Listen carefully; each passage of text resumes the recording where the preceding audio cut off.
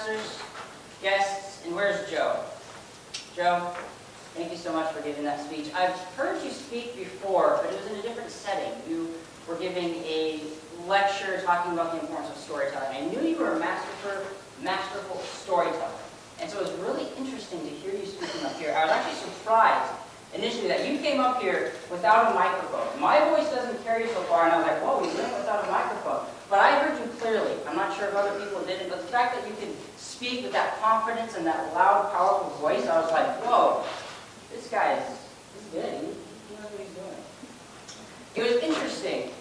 Your speech to me, I really liked, obviously the mechanics of your speaking is great. The way you used the stage, the whole time, is where you were in the story. Same place. And when you're coming over here, same place. You used the stage really effectively, and everything you did throughout the speech was really well. What really stood out to me, what I was thinking about when you mentioned that we praise the message, but we sacrifice the story.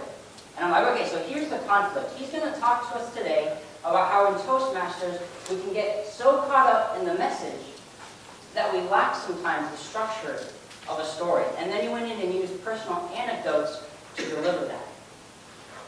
What I felt was lacking at the end of the speech, where I was thinking about, I'm like, all right, what's the one thing I could say, what's the most important thing I could suggest to Joe to help him improve?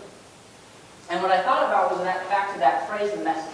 And I kept thinking, all right, you're talking about how we praise the message, but at the end, I didn't feel like I knew how to improve on it. I didn't get any actual feedback and suggestions from you on how we can get away from just praising the message and how we can actually improve our storytelling. You did a masterful job with actually telling your stories. I was able to listen, and I was able to learn by the way you spoke, by the way you used humor and everything in your story, but I didn't know what your actual message to your story was.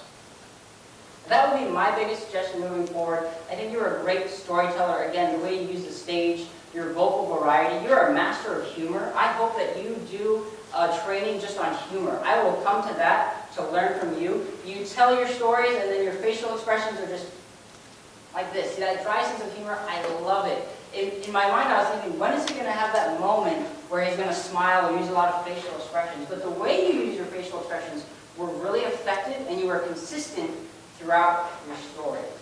Again, what I go back to, the one thing I kept thinking about was how you said, praise the message, but we sacrifice the story. I would suggest then moving forward that you think about, while having a great story, you also have that message for everyone in the room so that they have that takeaway where they can think, okay, now I know this is how I do a story, but I also have a strong message to go along with that. Thank you so much.